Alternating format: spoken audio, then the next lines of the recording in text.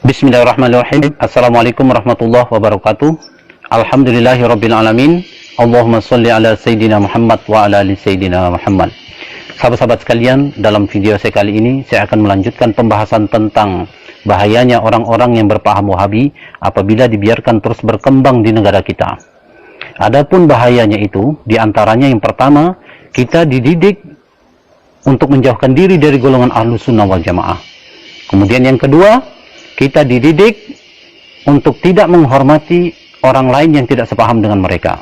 Yang ketiga, kita dididik untuk terbiasa melihat aib dan keburukan orang lain. Yang keempat, kita dididik untuk tidak menghormati dan memuliakan para habaib. Yang kelima, kita dididik untuk menjauhkan diri dari para ulama, tasawuf, dan ma'rifatullah. Sahabat-sahabat sekalian, baiklah kita akan bahas satu persatu apa maksudnya dari bahaya-bahayanya itu. Bahaya yang pertama adalah kita dididik untuk menjauhkan diri dari golongan Ahlus Sunnah wal Jamaah. Menjauhkan diri bukan berarti menjauhkan diri dari ulamanya, ustadz-ustadznya, tapi menjauhkan diri juga dari buku-buku mereka. Salah satu contoh buku itu adalah buku yang berjudul Kunci Ibadah, di mana buku ini sangat banyak dan mudah kita dapatkan di toko-toko buku dan di pasar-pasar. Mereka sangat meremehkan buku ini dan melarang pengikutnya untuk membacanya. Tanpa kita sadari, kita dalam masalah kecil seperti ini, kita telah dijauhkan dari para ulama Ahlus Sunnah wal Jamaah. Jika kita dan anak-anak keturunan kita sudah masuk dalam paham mereka, maka pasti kita akan jauh ketinggalan dalam ilmu agama. Jika sejak kecil anak-anak kita sudah masuk dalam paham itu, pasti mereka akan takut membaca buku-buku orang-orang Ahlus Sunnah wal Jamaah, seperti buku-buku yang berisikan doa-doa. Saking takutnya mereka terhadap sesuatu yang bid'ah, sampai-sampai banyak di antara mereka yang tidak hafal doa selamat. Kenapa? Karena mereka anggap bentuk dan susunan doa selamat yang kita baca selama ini pun mereka anggap bid'ah.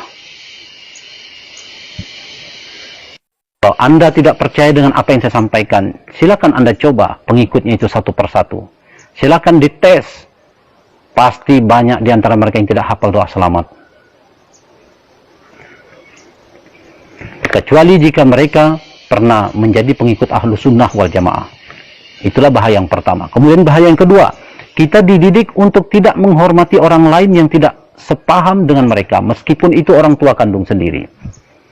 Jadi jangan heran jika ada anak kita yang masih kecil, yang masih SD, sudah berani memprotes orang tua, berani memprotes para ulama Ahlus Sunnah wal Jamaah. Tanpa kita sadari sebenarnya mereka telah merusak otak anak-anak kita. Karena belum waktunya mereka diajak untuk memikirkan masalah hilafiyah ini bid'ah dan itu bid'ah. Kemudian letak kebusukan ajaran mereka yang lain adalah kenapa yang diajak lebih banyak anak-anak dan orang-orang awam yang tidak mengerti ilmu agama. Kenapa bukan orang-orang dewasa dan orang-orang alim yang mereka ajak? Oh, ternyata kalau orang-orang dewasa dan orang-orang alim yang mereka ajak bisa membantah dan bisa melawan. Tapi kalau anak-anak dan orang-orang awam yang tidak mengerti ilmu agama, mereka taunya hanya ikut saja apa yang mereka katakan. Maka mulai dari sekarang, setiap anak-anak kita pulang sekolah, baik yang masih SD, SMP, SMA, atau perguruan tinggi, perhatikan gerak-gerik mereka ketika di rumah. Jangan-jangan mereka sudah dimasuki ajaran-ajaran sesat dari guru-guru mereka yang berpaham Wahabi. Jika sudah ada tanda-tanda kesesatan itu, maka cepatlah laporkan kepada kepala sekolahnya agar ditindaklanjuti oleh kepala sekolahnya. Jika kepala sekolahnya cuek atau mungkin takut atau mungkin juga sudah terpengaruh oleh ajaran-ajaran mereka, maka laporkan kepada tokoh-tokoh agama setempat. Tapi jika tokoh-tokoh agama setempat juga cuek, atau mungkin takut, atau mungkin juga sudah terpengaruh oleh ajaran-ajaran mereka, maka coba Anda laporkan kepada mantan Wahabi. Orang